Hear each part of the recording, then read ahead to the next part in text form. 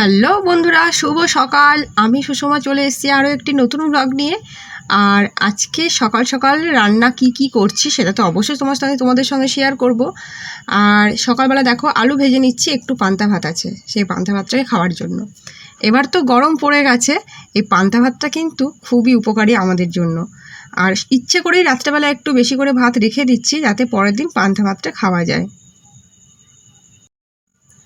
আর এই বেগুনটা অনেক দিন ধরেই ঘরে পড়েছিল, তো দুই এক জায়গায় পোকাও লেগে গেছিলো, সেগুলো কেটে কুটে দেখতেই পাচ্ছ বেগুনের কোনো সাইজ নেই, টেরা বেঁকা হয়ে আছে বেগুনগুলো।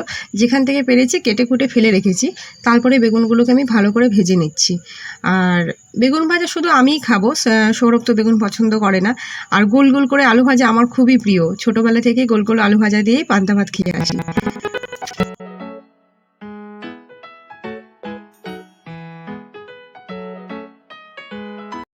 আর আগের দিন রাত্রেবেলা যে গুগলিগুলো আমি ভেজে রেখেছিলাম সেটাই আজকে রান্না করব।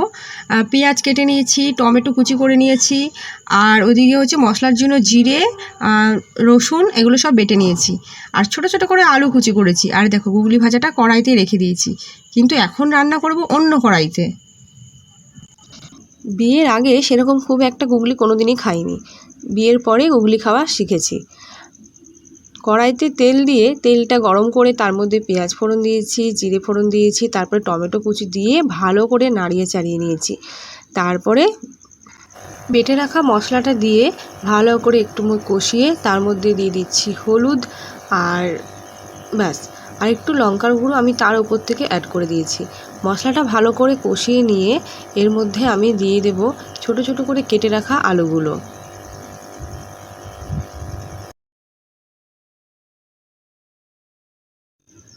আলুগুলো আগে থেকে ভেজে নিলে ভালো হতো, কিন্তু আমি আর ভাজিনি, মশলার সঙ্গে একবারে কষিয়ে নাড়িয়ে চাড়িয়ে তারপরে কিছুক্ষণ ঢেকে রেখেছিলাম। তারপরে এই দেখো ভেজে রাখা গুগলিগুলো আমি দিয়ে দিচ্ছি।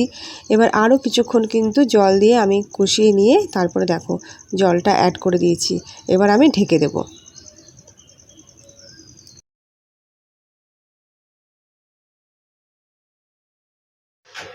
আমি এখন শুয়ে আছি, আর এই দুজন মিলে এখন আম মেখে খাচ্ছে। এখনো চৈত্র মাস গেল না। হ্যাঁ, চৈত্র মাস গেল না, এদের আম খাওয়ার ধুম কি। এই কচি কচি আমগুলো খেলে জানিস মুখে কষ লাগলে কত দাগ হয়ে যাবে, মুখটা পুড়ে যাবে। হ্যাঁ, এই নিয়ে দুদিন ওদের আম খাওয়া হয়ে গেল লবণ দিয়ে। আবার লঙ্কা খুঁজছে। হ্যাঁ, বিশাল ভালো লাগে, বিশাল ভালো লাগে বল। লাগবে তো।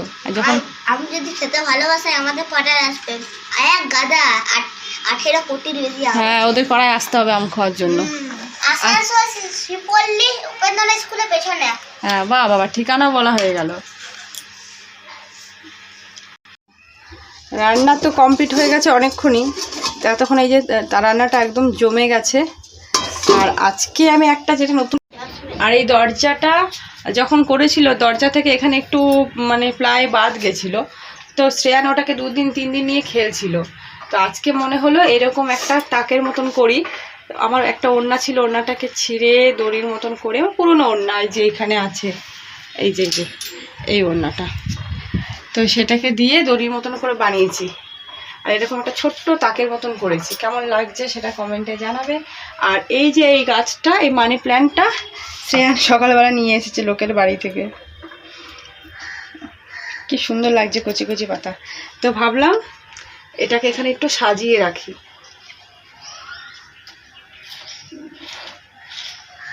এই যে কেমন লাগছে জায়গাটা। আর এই জায়গাটা অনেকটা জায়গা আছে পিছনে, একটা বাসন রাখার র্যাক ভাবছি এখানটা রেখে দেবো। আজকে সব এগুলো সুন্দর করে বাসন মাজার তার এনে পরিষ্কার করে মেজেছি।